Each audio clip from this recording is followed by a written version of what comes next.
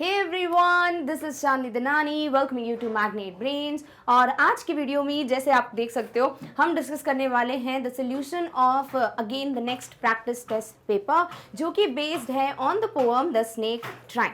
अब ये जो टेस्ट पेपर है इसको डिस्कस करने से पहले let me tell you 1 to 3 things, और वो ये है कि मैग्नेट ब्रेन्स पे आपको सिर्फ एक या दो टॉपिक्स की प्रिपरेशन नहीं कराई जाती, बल्कि आप जितनी भी लाइक किंडरगार्टन से क्लास 12 तक और एनटीएससी ओलंपियाड जैसे एग्जाम्स की भी प्रिपरेशन जो है फुल कोर्स की प्रिपरेशन मैग्नेट ब्रेन से कर सकते हो। साथ ही साथ ये सब कुछ फ्री ऑफ कॉस्ट अवेलेबल है। ऐसा बिल्कुल नहीं है कि आपको एक या दो वीडियोस प्रोवाइड करने के बाद बाकी वीडियोस जो हैं उनको देखने के लिए कुछ पेमेंट करनी पड़ेगी या फिर कोई पैकेज परचेज करना पड़ेगा।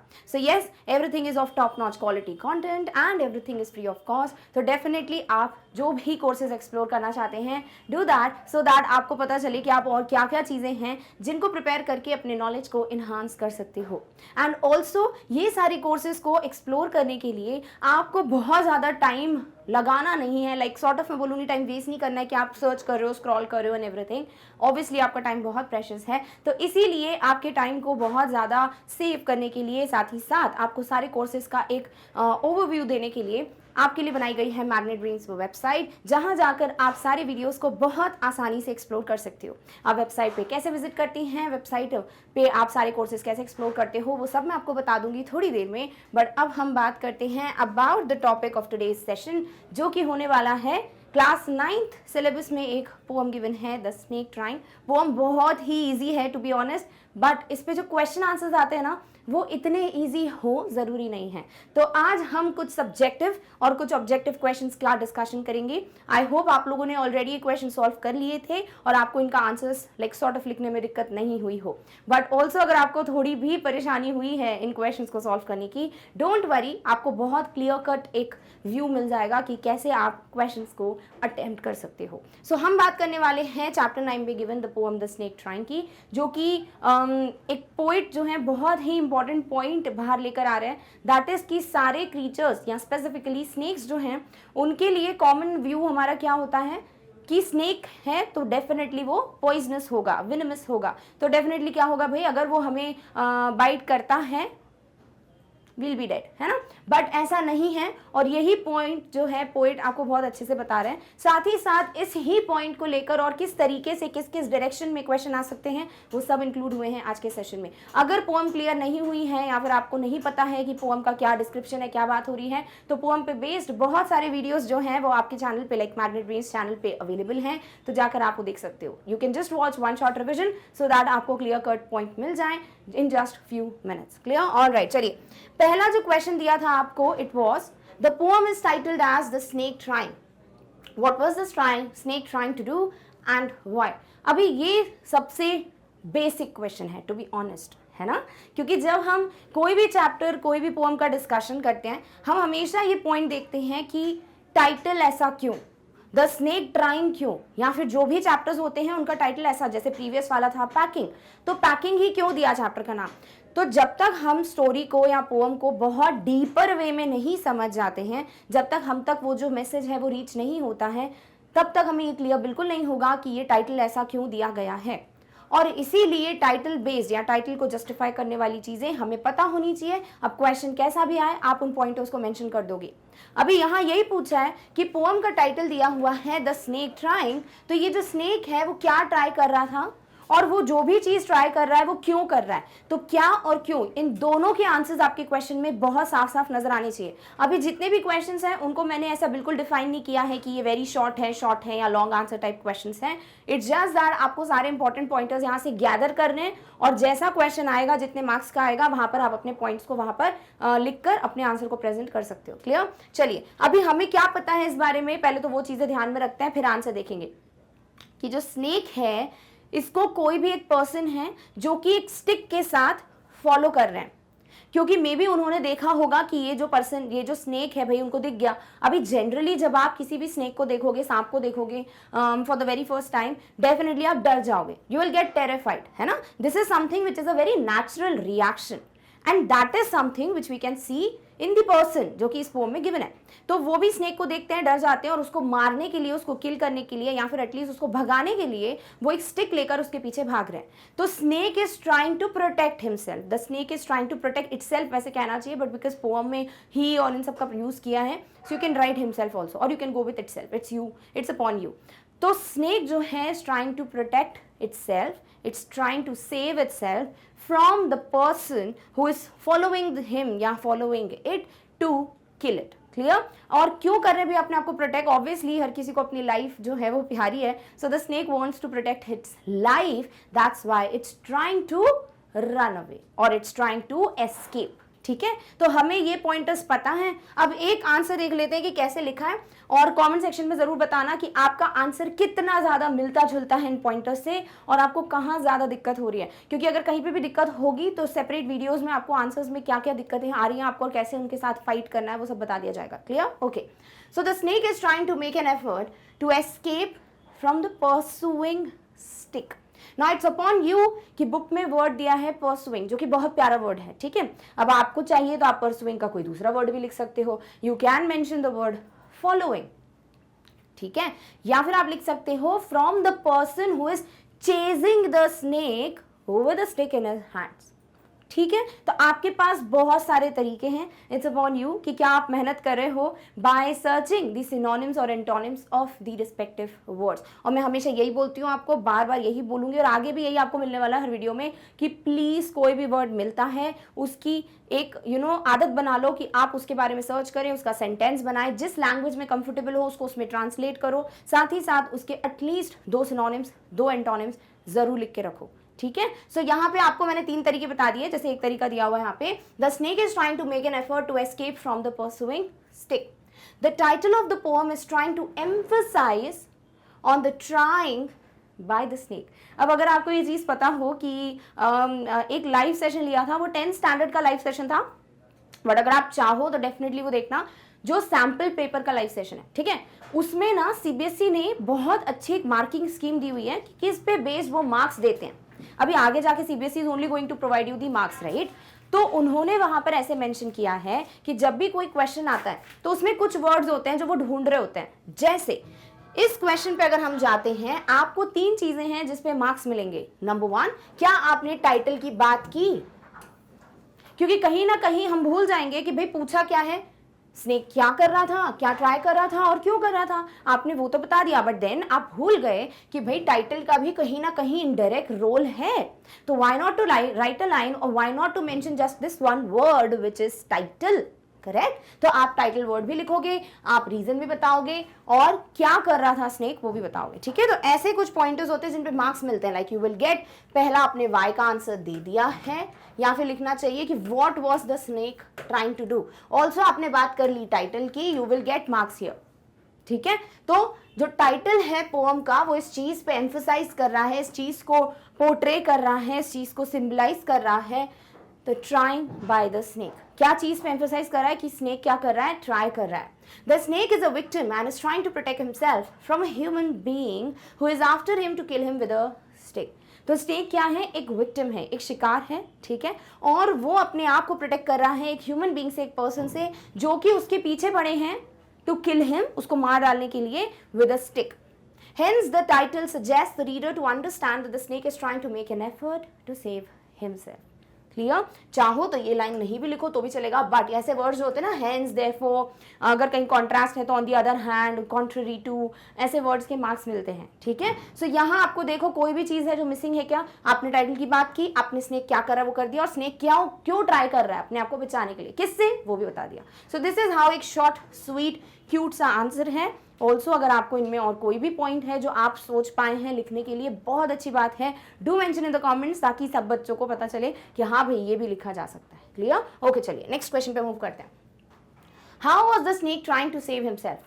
चलो भाई, टाइटल की बात हो गई, स्नेक क्या कर रहा है वो बात हो गई, स्नेक क्यों अपने आप को बचा रहा है वो भी बात हो गई। अभी कैसे बचा रहा है, तो पूरी पोएम में बहुत अच्छे से अलग ही तरीके से पोइट ने अपना पॉइंट ऑफ व्यू दिया है कि स्नेक जो है वो किस तरीके से अपने आप को सेव कर रहा है from the person who is following it. Clear? So how was the snake trying to save himself? अब ये तभी क्लियर होगा जब आपने कोशिश की हो कि आप स्नेक ट्राइंग की समरी लिख पाए हैं कि नहीं। समरी क्यों पढ़ाई जाती है भाई? जब एक बार टीचर ने आपको एक्सप्लेन कर दिया चैप्टर तो उनको ज़रूरत ही नहीं है समरी पढ़ाने की। इसलिए पढ़ाई जाती है कि भाई जो इतना सारा पढ़ा है उसको अगर शॉर्ट फॉर्म में आपको लिखना हो या आपको प्रेजेंट करना हो तो आप कैसे करोगे, है ना। या फिर आपने बहुत कुछ पढ़ लिया बट आप चाह रहे हो कि अब एक शॉर्ट समरी मिल जाए या शॉर्ट में मुझे पता चल जाए कि मैं अब इन चीज़ों को कैसे समझूं। तो इसीलिए समरी खुद से लिखना भी बहुत ज़रूरी है ताकि आपको बहुत सारे वर्ड्स भी पता चले, ताकि आपको क्लियर हो कि आंसर्स लिखने में कहाँ दिक्कत जाती है आपको, ताकि आप उन पॉइंटर्स को अपने आंसर्स में भी लिख पाओ। तो यहाँ पर आपको क्या करना है, बस वही पोम की लाइंस को एक्सप्लेन करना है कि कैसे स्नेक जो है वो अपने आप को सेव करा था। Clear? Okay. The snake can smell and see dangers and can save himself. The snake moved with sudden curvings, gliding through the water and disappears in the water by making a wave movement. Finally, it hides in the camouflaging green slim reeds. अभी ये बिल्कुल समझ नहीं आएगा अगर हम pome पे चलते हैं, ठीक है, यही पोम है, अगर इस पे चलते हैं तो आपको वर्ड्स मिल जाएंगे। देखिए, the snake trying to escape the pursuing stick with sudden curvings of thin long body, मतलब अपनी बॉडी के ऐसे बिल्कुल रेंगता है स्नेक, क्रॉल करता है, तो वो चीज़ क्या हो रही है, उससे कर्व्स बन रहे हैं, ठीक है। How beautiful and graceful are a shape. चलो इसको हटाओ, ये तो पोएट का जो एक नजरिया है, पर्सपेक्टिव है, वो बताया गया है। He glides through the water away from the stroke, पानी के इधर से ग्लाइड हुआ। O let him go over the water into the reeds to hide without hurt. Small and green, he is harmless even to children. Along the sand he lay until observed and chased away, and now he vanishes in the ripples among the green slim reeds. यही pome है, ठीक है। अब इधर देखो क्या क्या चीजें बताइए। एक तो sudden curvings of thin long body, फिर बोला है कि भाई उसको पानी में जाने दो, glides through the water. Then यहाँ पे रीड की बात यहाँ भी दी है बट यहाँ पे भी दी हुई है, देखो among the green slim reads. Also snake भी ग्रीन है, ये रीड्स भी ग्रीन है, ग्रीन ग्रीन है तो एक तरीके से कैमोफ्लेज हो जाएगा। आपने कभी गिरगिट के बारे में सुना हो तो आपको पता होगा कि वो अपना कलर चेंज करता है अकॉर्डिंग टू द थिंग जिस पे भी वो बैठा है, ताकि क्या हो भाई, ताकि एक फॉल्स इंप्रेशन क्रिएट हो कि वो वहाँ पे है ही नहीं, उसे कहते हैं कैमोफ्लेजिंग। क्लियर? तो वही चीज़ है कि ये भी ग्रीन है स्नेक, रीड्स भी ग्रीन है, तो वो कैमोफ्लेजिंग वाला सिस्टम है जिससे वो अपने आप को छुपा देता है। तो आपको ये और ये पॉइंट मेंशन करना है अपने तरीके से। क्लियर? तो अब आंसर देखो समझ आ जाएगा, इसलिए कहते हैं ध्यान से पढ़ना चाहिए सारी चीज़ों को, सारी लाइन्स को। एक बार वो समझ आ जाता है फिर कोई भी क्वेश्चन अटेम्प्ट कर लोगे, ठीक है। So the snake can smell and see dangers and can save himself. Now you will be like कि ma'am this point is not given in the poem, then why are we going to mention it, right? क्योंकि हर कोई लिखेगा ये चीज, gliding, sudden curvings, तो reeds and stuff like that, ठीक है। But nobody is going to tell कि स्नेक को पता होता है, it can sense and any creature can sense the dangers, है ना। तो वो चीज अगर लिख देते हो तो that is going to make your answer look very different, at least like in some way different from others, right. तो इसीलिए अपने आंसर को थोड़ा अलग प्रेजेंट करने के लिए अगर एक दो पॉइंटर्स अच्छे लिख सकते हो, बहुत ज़्यादा कहानी नहीं लिखनी है, बिकॉज उस चीज़ से एग्जामिनर वुड गेट फ्रस्ट्रेटेड कि असली आंसर है कहाँ, and we don't want to do it, because एक बार उनका मूड अलग चेंज हो गया, अलग लेवल पे चला गया, मे बी बाकी आंसर्स पे इफेक्ट पड़ जाए, मे बी, है ना। तो आपको वो चीज़ नहीं करनी कि आप कुछ भी लिखे जा रहे हो जो क्वेश्चन से लिंक्ड नहीं है, बट एक पॉइंट से स्टार्ट करने में कोई दिक्कत नहीं, ठीक है। The snake can smell and see dangers and can save himself, ठीक है। तो स्नेक या फिर कोई भी क्रीचर कैन सेंस और can smell the dangers. The snake moved with sudden curvings gliding through the water. पहले तो वो गया थोड़े कर्विंग बॉडी के साथ पानी की इधर से ग्लाइड होते हुए, and disappears in the water by making a wave movement. और पानी में जाके डिसअपियर हो जाता है, ऑब्वियसली जैसे डिसअपियर होगा तो वेव मूवमेंट हो जाएगी. Finally it hides in the camouflaging green slim reeds. Finally जो ग्रीन स्लिम रीड्स हैं उनमें जाके वो अपने आप को छुपा देता है, यानी कैमोफ्लेज कर जाता है, इसीलिए this is the right way to answer, ठीक है। तो ये बिल्कुल सीधे सीधे पॉइंटर्स हैं और इस क्वेश्चन में और एक्स्ट्रा लिखने के लिए कुछ है ही नहीं ना, आपको कुछ दिया ही नहीं यहाँ पे एक्स्ट्रा, जो दिया था आपने सब कुछ मेंशन कर दिया। सो दिस इज हाउ पोएम को अच्छे से ध्यान में रखना, इतनी बार पढ़ लेना चाहिए ना, मतलब इतनी बार नहीं कहूँगी, इतने अच्छे से पढ़ लेना चाहिए कि आपको वो लाइंस दिखनी लगे कि हाँ ये लाइन थी, अब इसको मेरे को अपने हिसाब से लिखना है, ठीक है। यही चीज़ स्टोरी में होनी चाहिए, स्टोरी इतना इंटरेस्टिंग वे में पढ़ो, मज़ा आना चाहिए आपको, भले कुछ ऐसी भी हो ना स्टोरी कि क्यों दी है, क्या है, फिर भी I try to make sure कि मैं आपको ये ज़रूर बताऊं कि क्यों पढ़ाई जा रही है आपको ये स्टोरी, और वो चीज़ क्लियर हो जाएगी तो फिर आपको वो लाइंस दिखने लगेगी और वो आंसर आप अपना आराम से प्रेजेंट कर सकते हो। डन? ओके, चलिए अब बात करते हैं थर्ड क्वेश्चन की। After reading the poem how can you say that the snake is harmless, ठीक है। ये नहीं पूछा है according to you why the snake is harmless, आपके हिसाब से पूछा जाता शायद आप एक general point of view, general life को लेकर भी लिख पाते, बट बोला है पोअम पढ़ने के बाद आपको कैसे ये चीज समझ आ रही है कि स्नेक जो है वो हार्मलेस है, उससे कोई खतरा नहीं है। यानी आपको पोअम की लाइंस को लेकर सपोर्ट करना है अपने आंसर को, ताकि एग्जामिनर को पता चले कि आपने पोम पढ़ी तो है, साथ ही साथ आपने समझी भी है। क्लियर?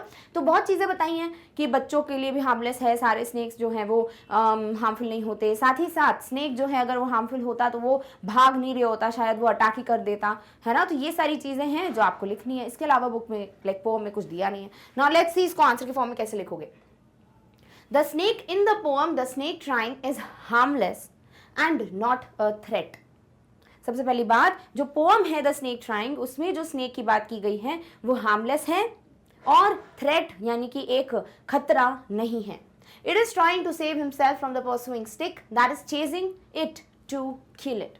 ठीक है, तो यहाँ पर जो स्नेक है वो अपने आप को बचाने की कोशिश कर रहा है उस स्टिक से, या कहना चाहिए उस पर्सन से जो कि एक स्टिक के साथ उसको मारने के लिए पीछे दौड़ रहा है। Yet despite being attacked, the snake makes good its escape rather than retaliate. क्या दिया हुआ है कि despite being attacked, उसको अटैक किया जा रहा है, फिर भी the snake makes good its escape। अब यहाँ पर आपको ये चीज लग रही होगी कि ये क्या है, makes good its escape, ये एक फ्रेज है। ठीक है, वैसे ओलंपियाड के जो 9-10 के ओलंपियाड के वीडियोस चल रहे हैं IEO के, उसमें फ्रेजल वर्ब्स करके एक टॉपिक है, कभी चाहो तो फटाफट से देख सकते हो। तो कई ऐसी चीज़ें होती हैं मतलब जो दिखने में वैसा साउंड नहीं करती हैं जैसा उसका मीनिंग है, but they make your sentences different. तो मेक्स गुड इट्स एस्केप या फिर मेक गुड वंस एस्केप, ये होता है फ्रेज। इसका मतलब होता है कहीं से भी बच निकलना, कहीं से भी अपने आप को प्रोटेक्ट करते हुए बच निकलना। ठीक है, तो स्नेक सिंगुलर है इसलिए मेक्स कर दिया उसको। तो स्नेक जो है वो फाइनली सक्सेसफुल होता है अपने आप को प्रोटेक्ट करने में, तो इसलिए makes good it's escape rather than retaliate. Retaliate का मतलब क्या होता है, जैसे अगर कोई खतरनाक क्रीचर है, ठीक है, आप उसको अटैक कर रहे हो तो वो भागेगा नहीं, वो क्या करेगा, वो आप ही पे अटैक करेगा, है ना, अटैक बैक, रिटेलिएट करेगा, फिर वापस हमला करेगा। तो ये चीज है कि स्नेक जो है यहाँ पर ये बेचारा बहुत अच्छा हार्मलेस है, क्योंकि इसको इतना अटैक कर रहे हैं, उसके पीछे भाग रहा है, फिर भी वो चाहे तो फटाफट से आगे वो डरा सकता है उस ह्यूमन बीइंग को, बट नहीं, वो अपने आप को बचा रहा है। तो एक पॉइंट ये है। Second, despite the fact that it is being attacked it tries to escape and not attack. उसको भले ही अटैक किया जा रहा है बट फिर भी it is trying to escape and not attack. अब क्या ये दोनों पॉइंट्स को एक साथ लिखने के लिए कंपल्सरी है? नहीं, बल्कि गलत है। आपको क्या करना है यहाँ पे, ये मैंने आपको 2 पॉइंट्स दिए हैं, आप चाहो तो आप ये लिखो, आप चाहो तो ये लिखो, क्योंकि हो सकता है ना कि आपको ये याद ना रहे मेक्स गुड इट्स एस्केप, तो चाहे तो आप इसको ऐसे लिख सकते हो। ठीक है, तो ये दोनों पॉइंटर्स में क्या ध्यान में रखना है, या तो आप ये लिखोगे और ये स्लैश लगा दिया मैंने, या फिर ये पॉइंट लिखने वाले हो। सो दिस इज टुगेदर 1 पॉइंट आपको लिखना है। Yet despite being attacked the snake makes good its escape rather than retaliate, that's it। फिर सीधे आ जाओगे द पोइट पे, या फिर आप लिखो despite the fact that it is being attacked it tries to escape and not attack. ठीक है, वो कोशिश करता है अपने आप को बचाने की और फिर वो खुद अटैक नहीं करता है। The poet says that the snake is harmless even to the children which also clearly states that the snake was not harmful. No harmful या नॉट हार्मफुल एक ही चीज है, आप नो हार्मफुल भी लिख सकते हो। ठीक है, तो आपको यहाँ पे क्या क्या पॉइंटर्स मिल गए। The snake in the poem is harmless and not a threat, पहले आपने स्टार्टिंग की। It is trying to save himself from the pursuing stick that is chasing to kill it, पहले तो आपने बता दिया कि वो अपने आप को बचा रहा है, अगर किसी को नहीं पता तो पता चल जाए।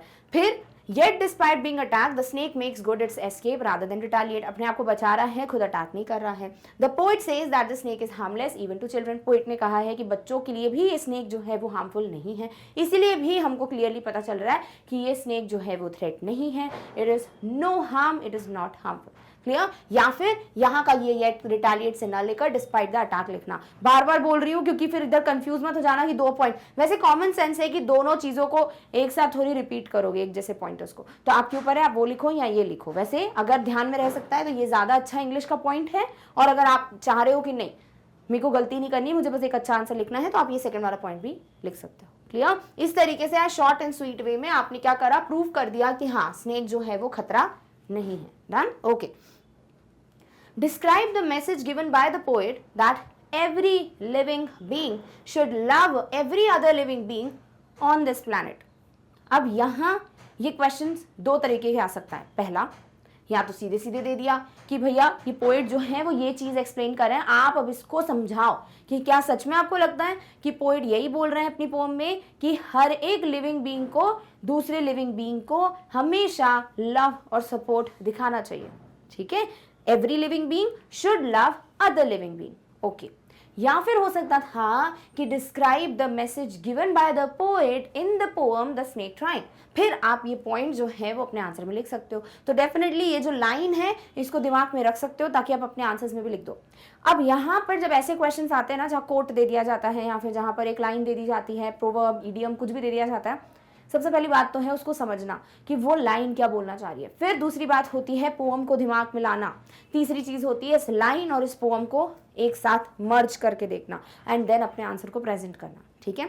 सबसे पहला पॉइंट क्या है, इस लाइन को समझो कि अच्छा कोई भी लिविंग बीइंग है इस पूरे प्लैनेट अर्थ पे, तो कोई दूसरा लिविंग बीइंग भी है तो उसको हमेशा हमें लव और सपोर्ट दिखाना चाहिए। डेफिनेटली हमें उससे अटैक नहीं करना चाहिए, किल नहीं कर देना चाहिए जस्ट बिकॉज हमको लगता है कि वो हमारे लिए खतरा है। ऑब्वियसली जब कोई ऐसा क्रीचर है जो डेफिनेटली आपको लग रहा है कि ये अगर हमें बाइट करेगा या काटेगा तो डेफिनेटली हम मर जाएंगे, तो आप अपने आप को प्रोटेक्ट कर सकते हो। बट जस्ट बिकॉज आपको लगता है कि ये खतरनाक क्रीचर है और वो कुछ नहीं कर रहा है आपको, फिर भी आप जाके उसको मारोगे तो गलत बात है। जैसे फॉर एग्जाम्पल कई बार ऐसा होता है कि बच्चे तो छोड़ो, बच्चों को इतनी समझ नहीं होती, मतलब जो बिल्कुल छोटे बच्चे होते हैं, पर कुछ बड़े भी होते हैं जो ऐसे स्ट्रीट डॉग उनको दिख जाए या उनकी है ना सोसाइटी में गली में कोई उनको ऐसे घूमता हुआ डॉग या कैट दिख जाए तो उठा के पत्थर फेंक के मारते हैं उसको या फिर उसको परेशान करते हैं। वो कुछ नहीं कर रहा आपको, है ना। तो ये चीज़ है, लिटरली है, और उसी चीज़ को पोएट चाहते हैं कि हम फॉलो ना करें, बल्कि हम हर एक क्रीचर को भाई जो लव है, जो प्यार है वो दिखाएं, ना कि उनको इल ट्रीट करें। तो पॉइंट समझ आ गया कि भाई बिल्कुल सही बात है। क्या स्नेक ट्राइंग में भी पोएट यही बोल रहे हैं? यस, पोएट रिक्वेस्ट करते हैं। चलो मैं फिर से जाती हूँ पोम वाली लाइंस पे। देखो पोएट यहाँ पे क्या रिक्वेस्ट कर रहे हैं, O let him go over the water.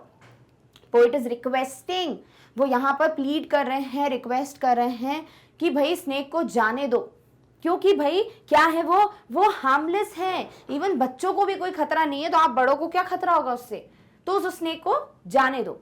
तो पोएट यहाँ पे यही तो चीज़ बोल रहे हैं कि जब तक कोई क्रीचर जो है वो आपको कुछ कर नहीं रहा है, आपको कोई भी हार्म नहीं पहुंचा रहा, आपके लिए थ्रेट नहीं है, तो क्यों उसे परेशान कर रहे हो। तो हर एक क्रीचर को अपनी जगह पे रहने दो, उन्हें फालतू में परेशान मत करो। क्योंकि हम क्या कर रहे हैं, क्योंकि वो लिविंग क्रीचर तो कुछ बोल नहीं पाएगा, बोलने की हमको ही दी हुई है ह्यूमन बींग्स को पार। अब हम बोल लेते हैं, वो बोल नहीं पाते, बट उनको भी बहुत बुरा लगता है, उन्हें भी हर्ट होता है, उन्हें भी पेन होता है। तो इसीलिए हमें ऐसे ट्रीट नहीं करना चाहिए उन्हें, ठीक है। अब दोनों पॉइंट सेम है। अब क्या करो, पोएम की कुछ एग्जांपल्स लो और इस लाइन को समझाने में अपने कुछ वर्ड्स डालो और मिल बांट के इसको एक आंसर बना दो, ठीक है। कैसे, देखो इस आंसर को। अब ये इतना बड़ा आंसर है, एज इट इज लिखने की कोई ज़रूरत नहीं है, इतनी वर्ड लिमिट मिलती नहीं है एज सच। बट हाँ, बहुत लॉन्ग आंसर है और बहुत ज़्यादा वर्ड लिमिट कभी मिलती है तो फिर ये आंसर चल जाता है।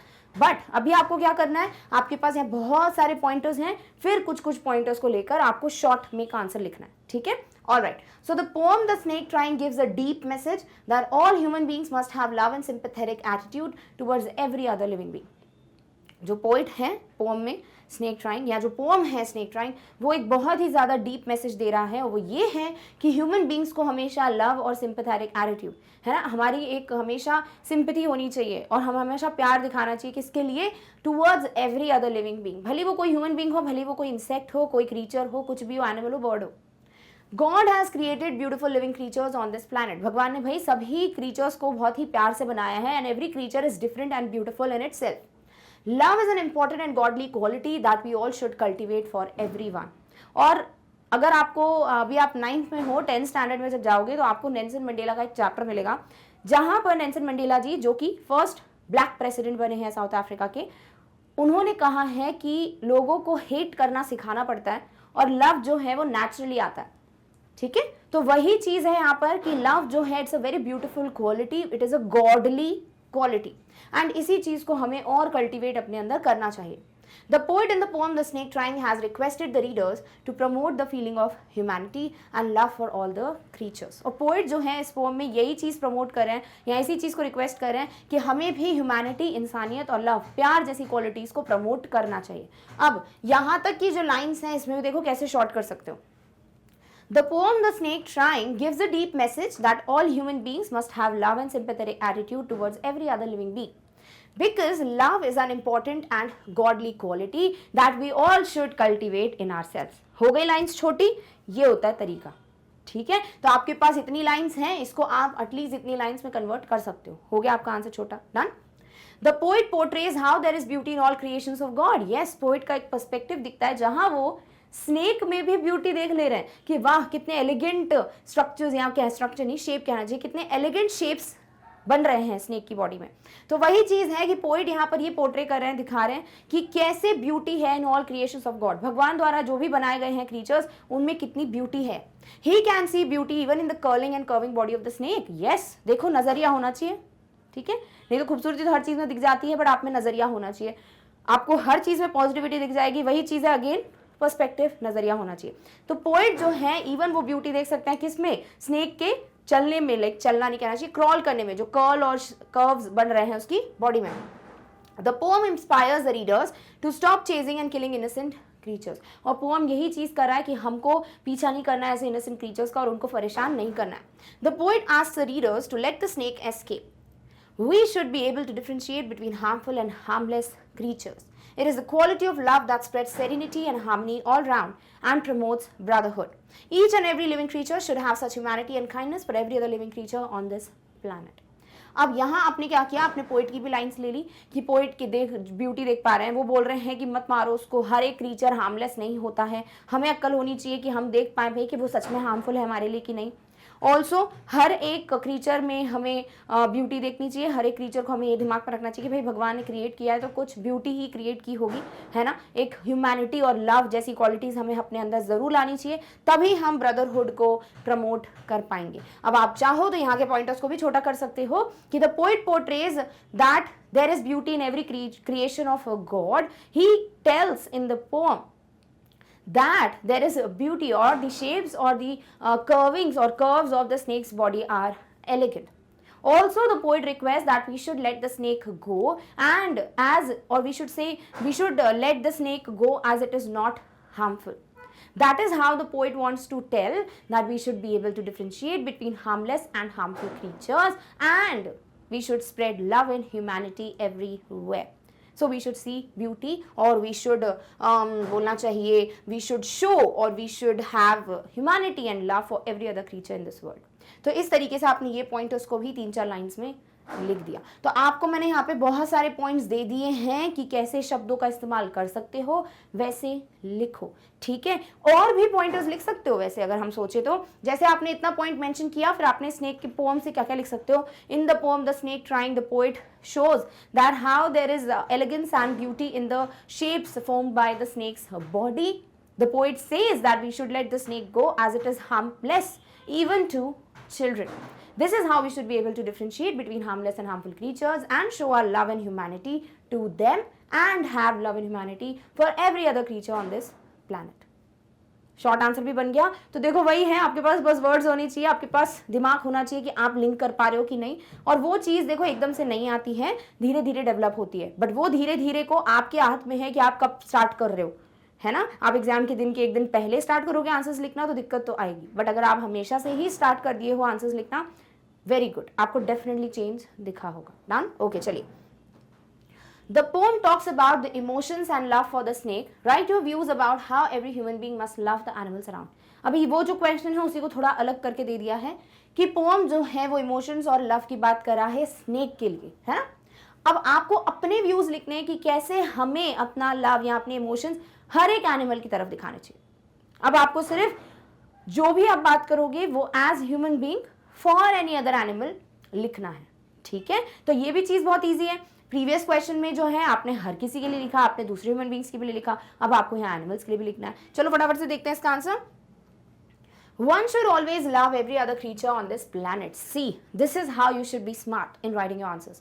आपको जो प्रीवियस क्वेश्चन मिला था, आपने वहां से वो लाइन दिमाग में बिठा ली कि अगर मुझे कुछ कोट वाला क्वेश्चन आएगा और ये पॉइंट यहाँ फिट बैठेगा तो मैं लिख दूंगा। इसे कहते हैं स्मार्टली चीट करना, ठीक है। तो आप प्रीवियस क्वेश्चन में जो लाइन अच्छी लगी उसको आपने लिख लिया है, अपने दिमाग में आपने नोट डाउन कर लिया है। जब रिवाइज करके जाओगे तो वो चीज भी ध्यान में रखोगे। और फिर कोई भी ऐसा आंसर आता है स्नेक ट्राइंग का या शायद कोई और चैप्टर का जहां आपको ऐसा कुछ लिखना है, तो वहां पर ये चोरी करके कॉपी पेस्ट कर दो लाइन ठीक है, इसे कहते हैं चीटिंग, ये होती है असली चीटिंग। क्लियर? तो ये चीज़ आपको ध्यान में रखनी है कि कहीं पे भी अच्छे वर्ड्स मिल जाते हैं, लाइन्स मिल जाती है, प्लीज़ उसको वहाँ से उठा लिया करो और अपने आंसर्स में लिखने की कोशिश करो। Love comes naturally to heart and is easily understandable. अभी 10th स्टैंडर्ड में पढ़ाया है नेल्सन मंडेला का कि love comes naturally to heart, तो वहाँ से यहाँ पे चीटिंग करके लिख दिया। ठीक है, तो वो चीज़ें हैं, कभी कुछ अच्छा पढ़ते हो और कोई कोट पढ़ते हो और आपको लगता है कि इसका मीनिंग जो है यहाँ फिट बैठ रहा था, या मैंने क्वेश्चन बैंक देखा या MCQs देखे हैं जहाँ पर मैंने कोई कोट पढ़ा था वो यहाँ फिट बैठ रहा है, लिख दो। ठीक है, तो ये चीज़ें हैं जिस तरीके से आप अपने आंसर को अलग बना सकते हो। We must not forget that we are not born to hate और किल एनीवन। जब हमारा जन्म होता है तब हमें ये नहीं बताया जाता है कि बेटा you have to hate this aunty and you have to love this particular brother. नहीं, आप तब क्या करते हो, जो भी बच्चे को खिला रहे होते हैं उसके साथ मस्ती करते हैं, उसके लिए वो अच्छे हो जाते हैं। जो बच्चे को नहीं खिलाते तो वो ऐसा कुछ भी, उसके लिए कोई फीलिंग नहीं होती, नॉर्मल होता है, उसके लिए हेट थोड़ी आ जाता है बच्चे में। So when we are born we are not born to hate और love anybody, that is something, hate is something that we learn in our life and love is something that naturally comes to our heart. Clear? The poet in the poem The Snake Trying has shown his love and emotions for the snake. और जो poet हैं वो भी इस poem में अपना love और emotion दिखा रहे हैं, किसके लिए? snake के लिए। He has tried to highlight the importance of treating every living creature with love by taking an example of a snake. और poet ने example लिया है एक snake का, पर उससे वो यही चीज़ पोर्ट्रे कर रहे हैं या फिर प्रमोट कर रहे हैं कि कैसे हर एक creature के प्रति हमें love दिखाना चाहिए। Love can never be ignored. Yes. Whenever you show love to somebody, whenever you are kind to someone, whenever you show humanity to anybody, कभी waste नहीं होती है वो। It always makes you feel very good, content, satisfied. Every living being is associated to another with the common language of love. Animals can understand the feeling of love that we show them. अब इस answer को भी short करना है तो क्या कर सकते हो? देखो, आपने लिखा one should always love every other creature on this planet. Love comes naturally to our heart and we are never born to love or hate somebody.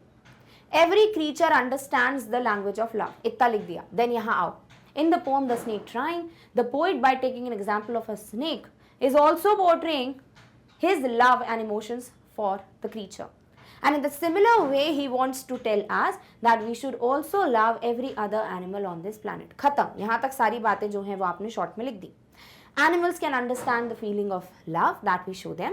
The natural affection we feel for animals can be compared to the affection we feel for children. Wow, एक comparison भी आ गया कि जैसे हम एक affection और एक love feel करते हैं किसी भी छोटे बच्चे के लिए, suppose यहाँ पर अभी कोई cute सा एक छोटू सा बेबी हो, तो everybody will be like oh so cute and everything, right? तो वो बच्चों के लिए naturally हमारी वो feeling आ ही जाती है। तो वैसे ही जो animals हैं, तो छोटू छोटू से creatures हैं, तो हमें उनको ill treat क्यों करना है? Why can't we treat them as we treat the other human beings, right? We should care for them and desire to help them because they are unable to help themselves easily. Animals can't speak for their rights and about their needs. हमें हमेशा animals की मदद करनी चाहिए because कई बार ऐसा होता है कि वो खुद की मदद नहीं कर सकते, है ना? साथ ही साथ वो बात नहीं कर सकते अपने हक के लिए, जैसे हम कर लेते हैं, तो उन्हें वो चीज़ें प्रोवाइड करना हमारी जिम्मेदारी ज़रूर है। Clear? Okay. We should always treat them with care and not try to harm them. They need them.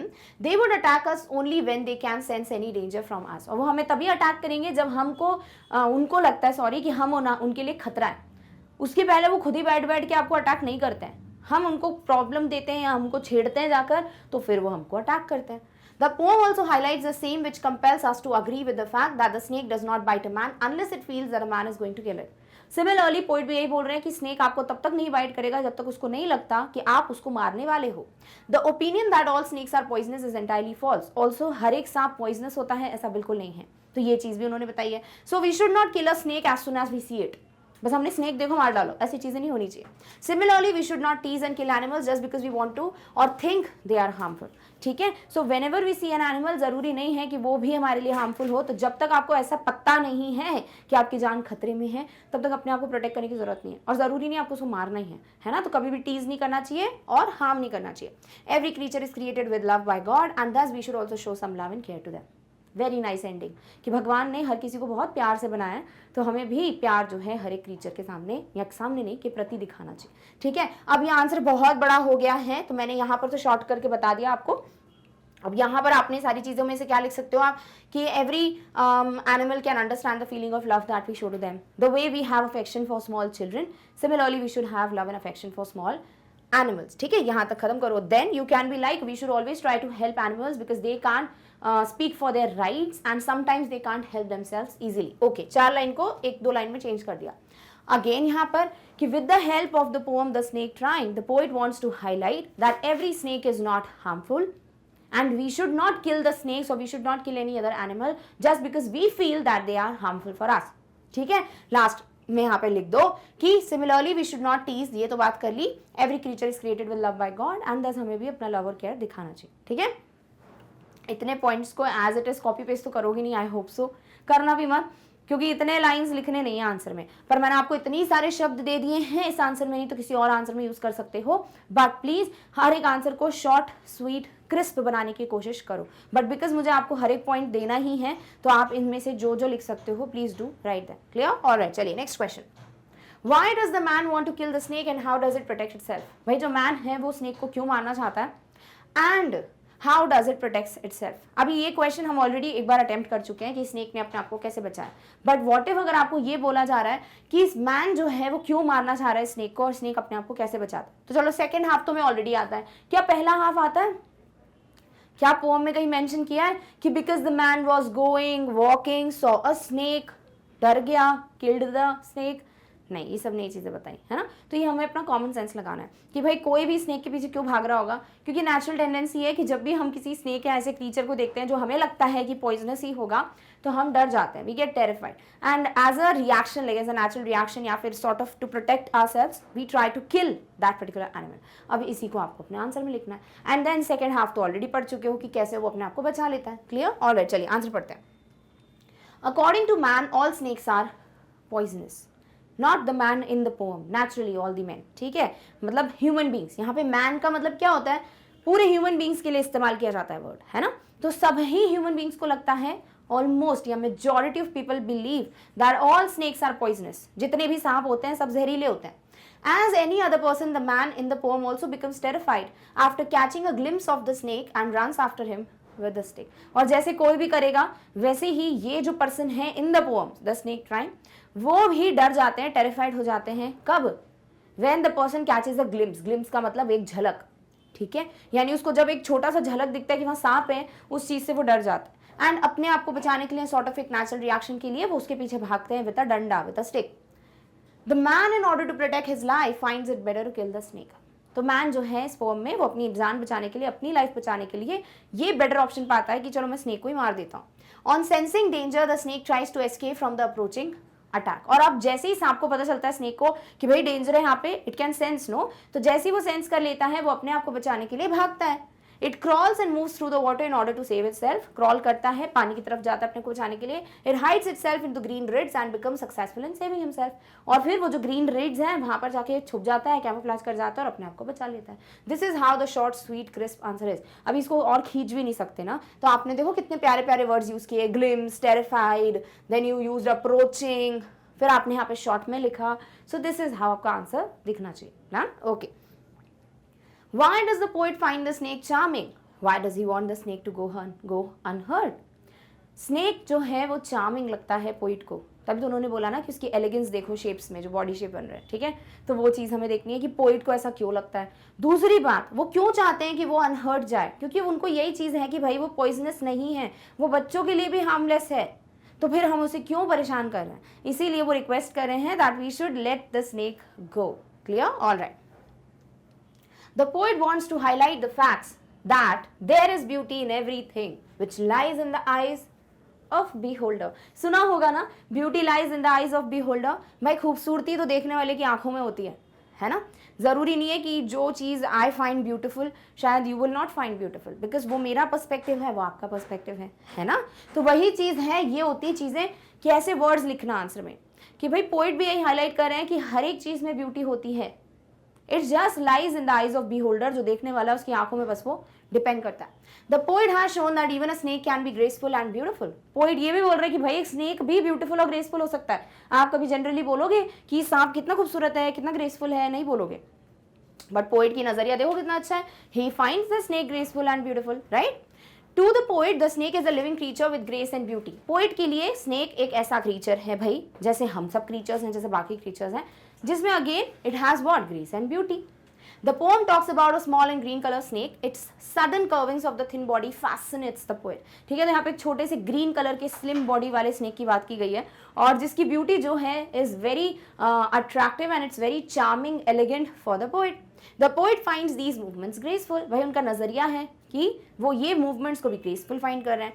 The poet develops a liking and sympathy for the snake. और इस तरीके से वो स्नेक उनको अच्छा लगता है. जैसे अगर कोई क्यूट सा पपी होता है तो we fall in love with the puppy, right. उसी तरीके से स्नेक अच्छा लग रहा है भाई पोएट को और वो इसीलिए उनके लिए एक सिंपैथेटिक एटीट्यूड डेवलप करते हैं. Thus the poet request everyone to let the snake go and not kill it. He wants to say that snake is not poisonous, it is harmless even to children. As the poet believes that a beautiful and harmless snake should not become victim of our anger, he wants the snake to go unhurt. सारे question के answers आपने दे दिए कि वो यही बोल रहे हैं कि भाई स्नेक जो है वो पॉइजनस नहीं है, इवन बच्चों के लिए भी वो हार्मफुल नहीं है, तो प्लीज उसको जाने दो. And that is how he wants कि हम अपने गुस्से की वजह से भाई उसको नहीं किल कर दे या फिर जो स्नेक है वो हमारे गुस्से का शिकार ना बन जाए. And this is how, again बहुत कम शब्दों में आपने आंसर एक प्रॉपर बता दिया. क्लियर? ओके. नेक्स्ट है the 8th question. Do you agree with the fact that a snake does not want to bite us, it bites only when it feels the threat of getting killed. यहां पे आपको अपना point of view लिखना है कि क्या आपको लगता है ऐसा, क्या आप मानते हो कि स्नेक हमें, ऐसा नहीं है कि वो हमें देखता है और उसको मन होता है कि अरे वाह इंसान मिल गया आज, तो नहीं है ना. तो वो चीज आपको बस बतानी है कि क्या आपको लगता है ये बात सही है कि स्नेक जो है वो सिर्फ तभी बाइट करेगा हमको जब उसको खतरा लगेगा हमसे, जब उसको लगेगा कि हाँ दिस पर्सन कैन किल मी, है ना. तो ये चीज अग्री करते हो? डेफिनेटली ऑब्वियसली करोगे कि डेफिनेट हर कोई जो है अपने आप को बचाने के लिए ही अटैक बैक करेगा. बैठे बैठे कोई नहीं होगा ऐसे जो अटैक कर दे. क्लियर? तो बस आपको वही चीज प्रूव करनी है. देखो कैसे करोगे. I definitely agree with the statement that a snake does not want to bite a man unless it senses the danger of being killed by him. तो I definitely agree. First of all, you need to agree. यहाँ पे भी half marks deduct हो जाते हैं अगर आप agree नहीं करते हो तो, और सीधे चालू कर देते हो अपनी कथा. नहीं, ठीक है. तो आपको पहले बताना है कि मैं अग्री करता हूँ किस चीज से भाई, स्टेटमेंट से कि स्नेक तभी हमें बाइट करेगा जब उसको हमसे डेंजर फील होगा. Now what you have done is, आपने देखो ये पॉइंट पढ़ा. Now let's again go back to the question और देखो आपने क्या यहाँ पे कुछ चेंजेस किए लाइन में. बिल्कुल किया आपने, as it is copy paste नहीं किया. ये होता है स्मार्टली आंसर करना. Why to cheat here, don't. ठीक है, चीटिंग वहां करो जब पता भी नहीं चले कि हाँ ये चीटिंग हुई है. जैसे अभी हमने प्रीवियस क्वेश्चन में किया था, यहाँ तो दिख ही जाएगा जो भी एग्जामिनर होंगे कि बच्चे ने यहीं से कॉपी पेस्ट कर दिया. ठीक है. When a creature would not feel any threat, it is certainly not going to cause any harm to any human. कोई भी क्रीचर हो जब तक उसको कोई खतरा नहीं लगेगा तब तक वो किसी को भी हार्म नहीं करेगा. The belief of man that all snakes are poisonous and want to kill them is entirely false. A snake would only bite a man in order to save himself. That's it. जो एक common belief बन गया है लोगों का कि snake जो है वो पॉइजनस ही होगा, ये गलत है. बल्कि वो तभी हमें बाइट करेगा जब उसको खतरा महसूस होगा. आपने क्या किया, आपने अपना पॉइंट भी दे दिया, आपने अग्री भी किया, आपने यहाँ पे मेंशन भी कर दिया और आपने एंड भी अच्छे से कर दिया. This is how short sweet answer is. Clear? Okay. 9th है, is the poet in favour of the person with the stick. Now this is something जो आप बहुत इजीली भी आंसर कर सकते हो, बट माइट भी लिखते लिखते आपके पास शब्दों की कमी भी आ जाए, क्योंकि आपको यहाँ पे बताना है कि क्या पोएट जो है वो सपोर्ट में है उस पर्सन के जो स्नेक के पीछे स्टिक के साथ भाग रहे हैं. नहीं, डेफिनेटली नहीं, क्योंकि पोएट जो है वो ये बोल रहे हैं कि प्लीज उसको जाने दो, है ना, वो पॉइजनस नहीं है. तो वो डेफिनेटली सपोर्ट में नहीं है. किसके? उस पर्सन के. अब आप कैसे लिखोगे, बस यही प्रूफ करो कि पोएट खुद बोल रहे हैं कि उसको जाने दो. Clear? No, the poet does not approve of the person who wants to kill the snake and is chasing it with the stick. तो पोएट बिल्कुल अप्रूव नहीं करते, अग्री नहीं करते, सपोर्ट नहीं करते. किसको? उस पर्सन को जो कि स्टिक के साथ स्नेक के पीछे भाग रहे हैं. He is not in the favour of killing a harmless, non poisonous, fascinating and graceful snake. वो बिल्कुल भी इस चीज के सपोर्ट में नहीं है कि कोई भी एक हार्मलेस, नॉन पॉइजनस, ठीक है, जहरीला नहीं है, हार्मलेस है, फैसिनेटिंग है, बहुत ही ग्रेसफुल लग रहा है स्नेक, ऐसे स्नेक को ना मारो. तो वो फेवर में ही नहीं है.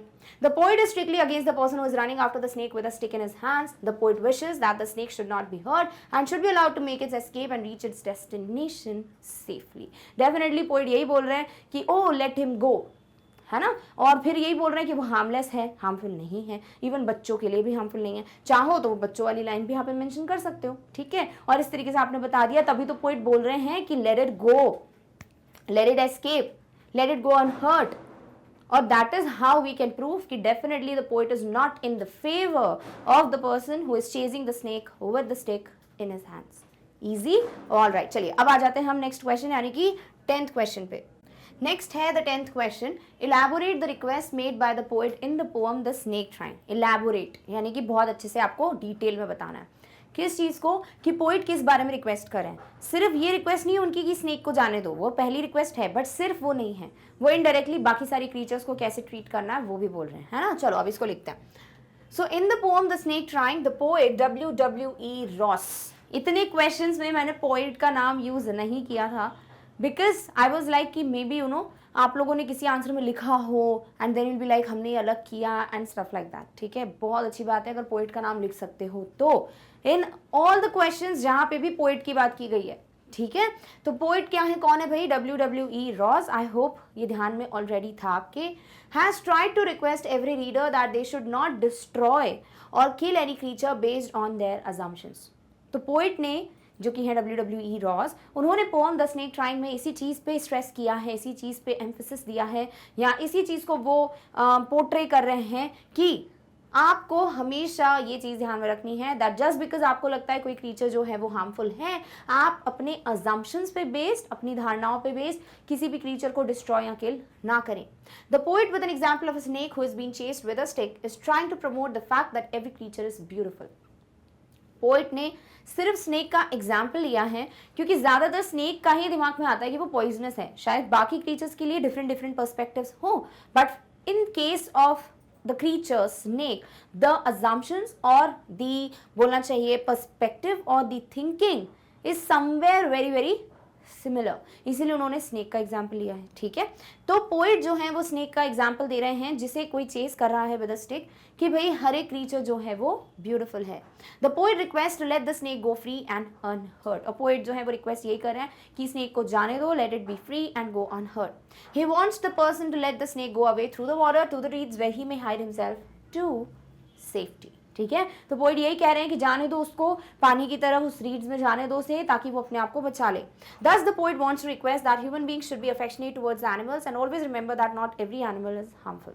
या फिर thus the poet wants to request that human beings should be affectionate to every other creature on this earth या फिर on this planet earth, and we should never have the assumption that every creature is harmful. Clear? तो आप चाहें आप animals लिखो, आप creature लिखो, वैसे आई वुड प्रेफर आप क्रीचर लिखें, ठीक है, ताकि सब कुछ आ जाए उसमें। एंड दिस इज हाउ आप अपनी जो एक प्रॉपर आंसर है कि पोएट क्या रिक्वेस्ट कर रहे हैं वो मेंशन करोगे। क्लियर? ऑलराइट, चलिए। What can be said about the poet's thinking from the poem The Snake Trying? भाई द स्नेक ट्राइंग में पोएट के बारे में आपका क्या कहना है कि पोएट किस तरीके के सोच विचार रखते हैं। भाई the person if it can see beauty in the shape of snakes body, definitely वो बहुत ही ज़्यादा अच्छे पर्सपेक्टिव के इंसान हैं, डेफिनेटली वो बहुत ज़्यादा केयर करते हैं ऑफ एवरी अदर क्रीचर, है ना। चलो पोएट के बारे में थोड़ी बातें करते हैं। So the poet W.E. Ross in the poem the snake trying is worried for a snake. He shows his caring attitude towards the snake या टुवर्ड्स इट भी लिख सकते हो, रिपीट नहीं करना चाहिए वैसे, ठीक है।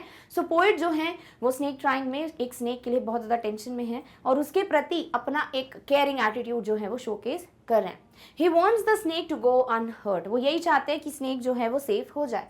This highlights the kindness and loving attitude of the poet. आपको पोएट का sort of indirect character sketch ही देना है ना।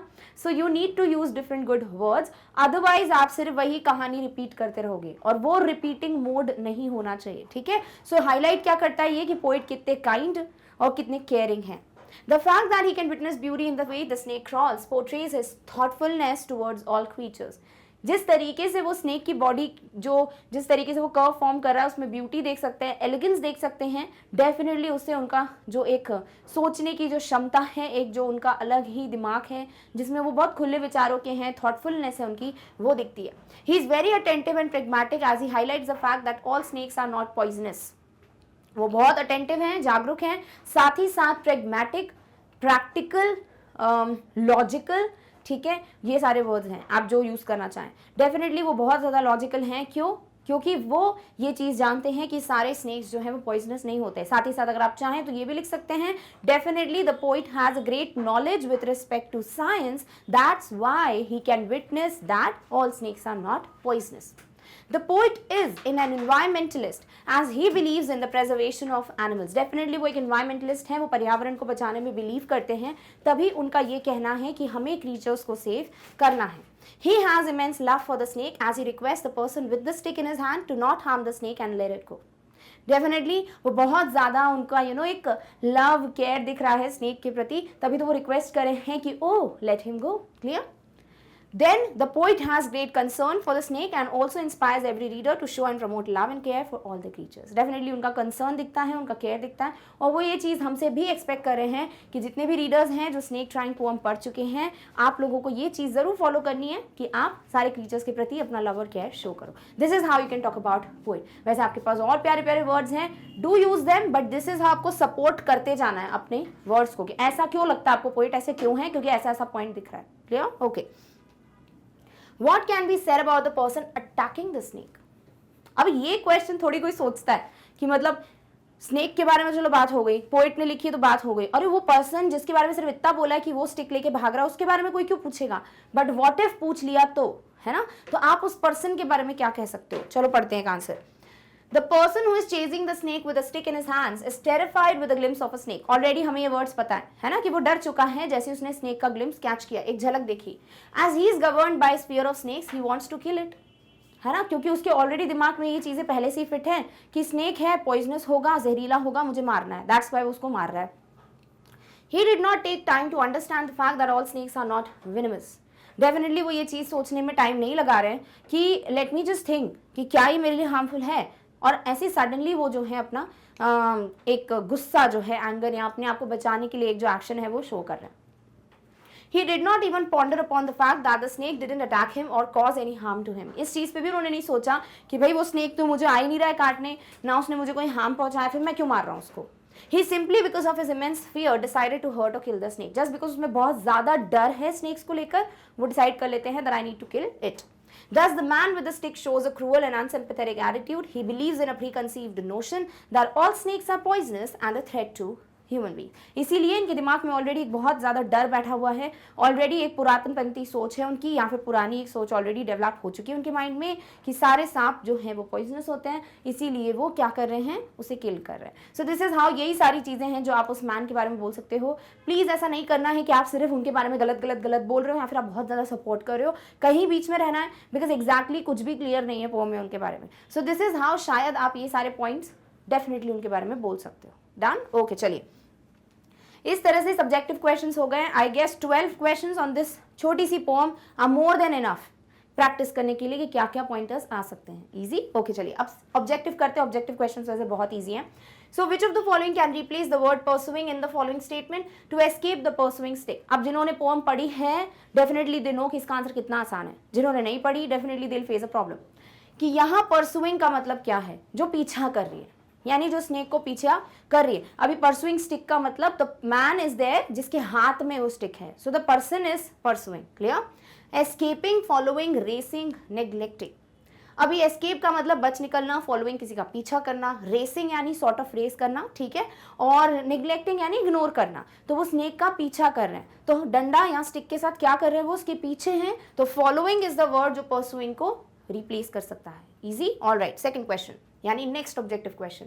The poet wants to tell the people that it is okay to hate some animals, it is wrong to get scared from poisonous snakes, it is cruel to attack a snake as soon as we see it, and it is okay to be away from some animals. Poet क्या बोल रहे हैं poem में कि कुछ animals को hate करना, कुछ एनिमल्स को के प्रति नफरत रखना बहुत ओके है.